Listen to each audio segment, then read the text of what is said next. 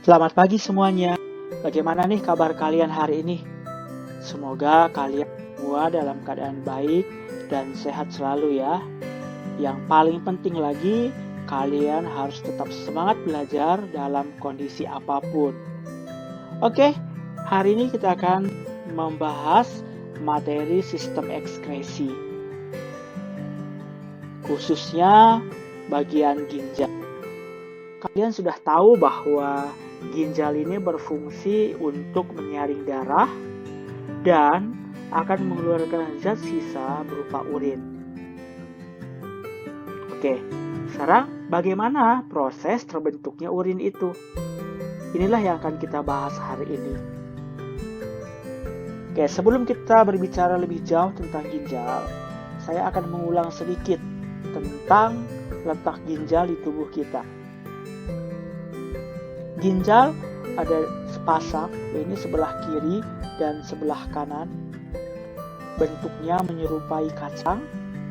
Oke, ginjal ini akan dihubungkan oleh saluran yang namanya ureter menuju ke kandung kemih. Kandung kemih kalian sudah tahu, ini berfungsi untuk menyimpan urin sementara sebelum dikeluarkan ke luar tubuh kita melalui uretra. Oke, gambar ini harus kalian paham, ya, harus paham nama dan juga fungsinya. Oke, sekarang kita masuk ke lapisan ginjal. Jika ginjal dipotong melintang, maka akan ditemukan 3 lapisan, seperti gambar ini. Ada yang namanya lapisan korteks, ini yang saya tunjuk. Ini berarti lapisan yang paling luar dari ginjal, sering juga disebut dengan kulit ginjal. Kemudian ada lapisan medula, ya, ini lapisan medula yang saya tunjuk, sering juga disebut dengan sumsum ginjal. Dan yang terakhir adalah pelvis, atau sering juga disebut dengan rongga ginjal. Oke, untuk lapisan-lapisan ini kalian harus tahu namanya dan juga fungsi. Untuk fungsi akan kita bahas pada slide yang berikutnya. Oke, sekarang perhatikan ginjal kita itu katanya tersusun atas lebih kurang 1 juta alat penyaring yang disebut dengan nefron. Ya, ini gambar ini kalian perhatikan, ini adalah gambar 1 nefron yang diperbesar ukurannya. Kalian perhatikan, untuk nefron ini kalian harus tahu nama-nama bagian dari semua yang terdapat pada nefron. Oke, sekarang coba kalian perhatikan. Di sini ada yang namanya kapsula Bowman. Ya, kapsula Bowman ini yang saya tunjuk. Ini bentuknya seperti cawan, ya. Dan di dalamnya, ya, ada glomerulus. Jadi, kapsul Bowman ini sesuai dengan namanya kapsul, dia membungkus glomerulus. Kemudian kita ikuti tanda panah, ya. Ini tanda panah ini ada yang namanya tubulus contortus proximal. Kemudian ke bawah ada yang namanya lengkung Henle yang berbentuk seperti huruf U ini, ya. Ini huruf seperti huruf U. Kemudian naik lagi ke atas, ya, ini ada yang disebut dengan tubulus contortus distal.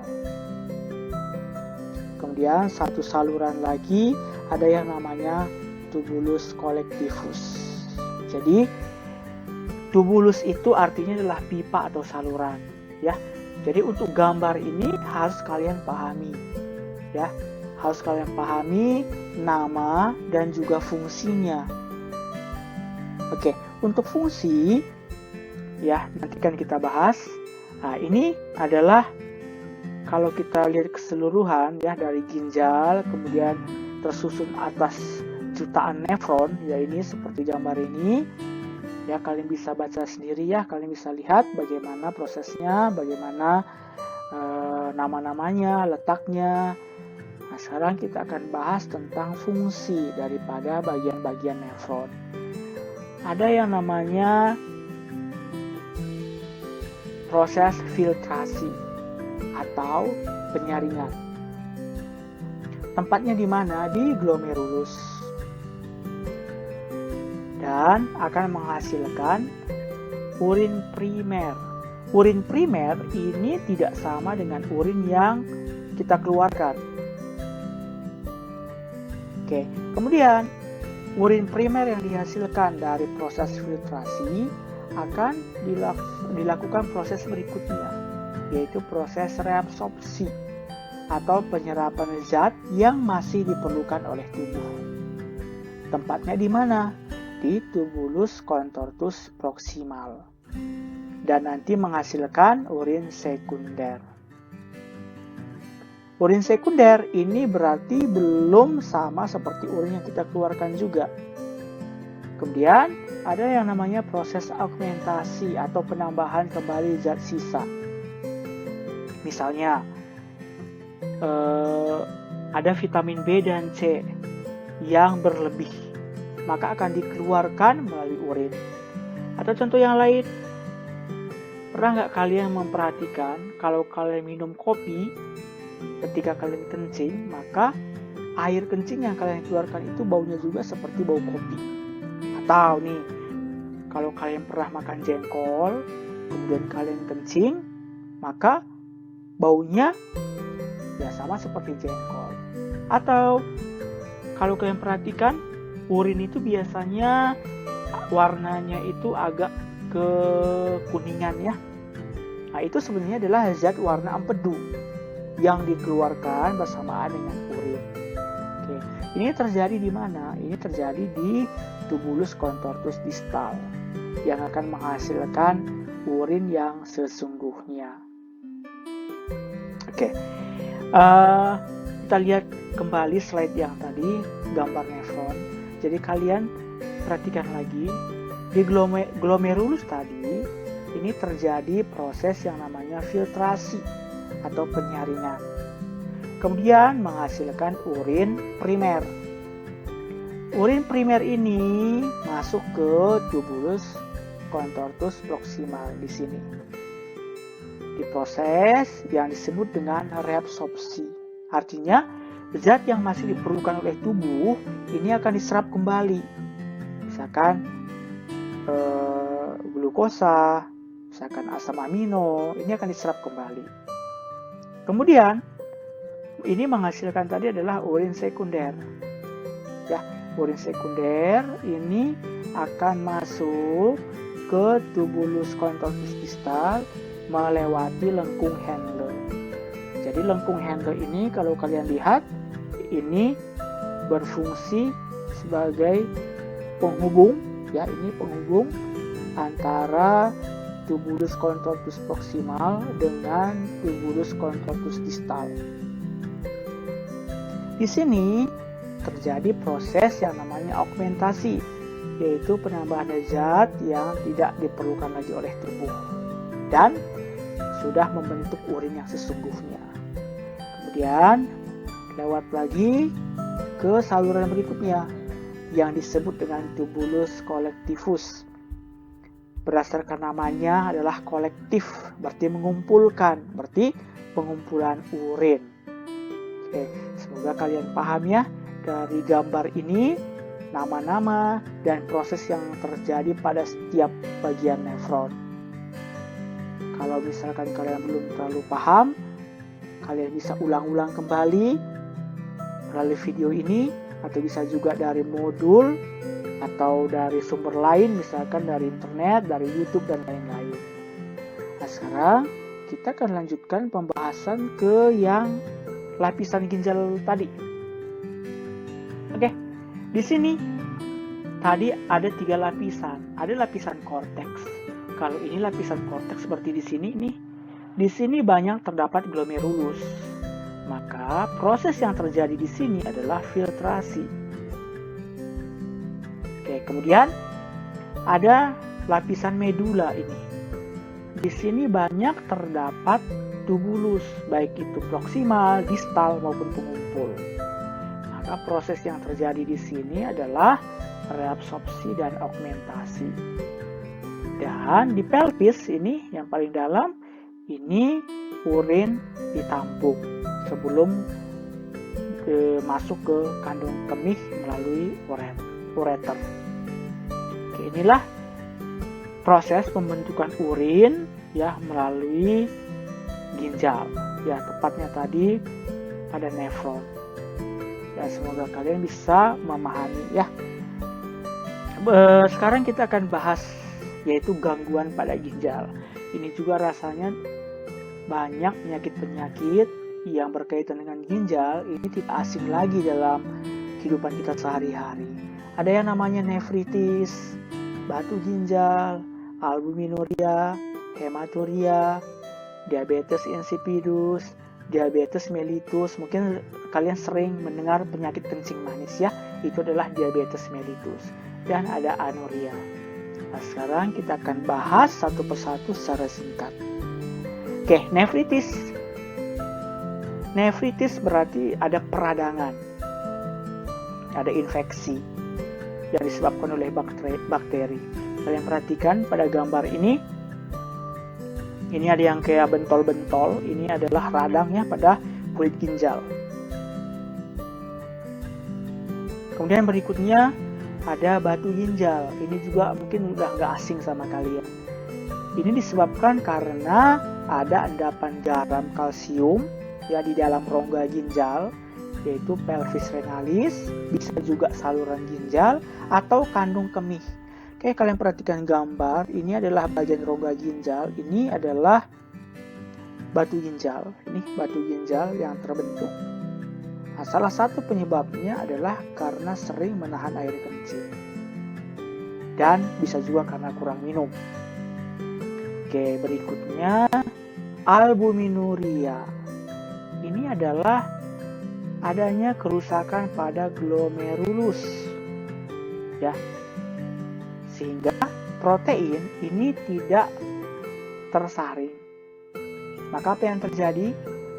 Maka pada urin itu akan dihasilkan atau mengandung protein. Untuk membuktikan apakah di urin kita ada protein atau tidak, bisa kita lakukan secara sederhana dengan melakukan uji protein pada makanan. Caranya seperti apa? Jadi biuret ya, ini diteteskan pada urin kita.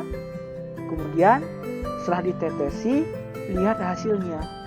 Jika berubah menjadi warna ungu seperti gambar ini, maka urin kita itu mengandung yang namanya protein. Tetapi jika warnanya tidak berubah menjadi warna ungu seperti ini, berarti tidak mengandung protein. Berikutnya diabetes mellitus atau sering disebut dengan kencing manis atau penyakit gula. Nah, ini adalah kegagalan ginjal dalam menyerap glukosa. Sehingga apa yang terjadi? Glukosa itu ikut keluar bersama dengan urin yang seharusnya tidak boleh. Karena glukosa ini akan kita gunakan sebenarnya sebagai energi. Oke, kenapa bisa? Kenapa bisa glukosanya tidak diserap? Nah, ini karena pankreas tidak memproduksi hormon insulin. Makanya sering kalian lihat ya pengobatan orang yang terkena penyakit diabetes mellitus itu yaitu dengan cara suntik hormon insulin. Supaya apa? Supaya glukosa ini di dalam urin ini bisa diserap. Oke. Bagaimana kita membuktikan apakah seseorang itu bisa menderita penyakit gula atau tidak? Caranya adalah sama seperti uji glukosa pada makanan. Ini cara secara sederhana. Ya, kita bisa menggunakan larutan Benedict atau Vehling A dan B. Ini dimasukkan kepada urin, kemudian dipanaskan, kemudian kita lihat perubahan warna. Kalau misalkan warnanya berubah menjadi merah bata, ini seperti gambar ini, maka urin kita mengandung glukosa. Tetapi jika tidak berubah menjadi merah bata, misalkan seperti ini biru ya, maka tidak terdapat glukosa pada urin. Berikutnya, diabetes insipidus. Hati-hati, jangan sampai terbalik antara diabetes insipidus dengan diabetes mellitus. Kalau diabetes insipidus ini katanya adalah kekurangan hormon antidiuretik atau ADH. Ya, sehingga tubuh tidak bisa menyerap air yang masuk ke dalam tubuh, sehingga penderita akan sering buang air kecil terus-menerus.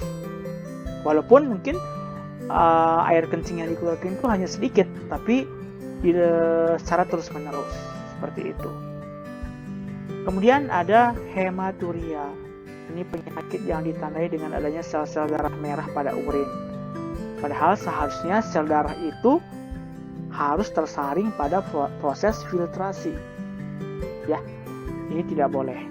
Ini biasanya terjadi karena adanya infeksi ya pada saluran-saluran kemih. Yang terakhir ini adalah anuria. Anuria ini adalah kegagalan ginjal dalam proses filtrasi sehingga tidak dapat menghasilkan urin. Maka biasanya orang yang terkena penyakit anuria ini juga disebut dengan gagal ginjal. Maka cara pengobatannya itu adalah dengan cara cuci darah. Mungkin kalian pernah dengar orang yang darahnya dicuci karena menderita penyakit gagal ginjal.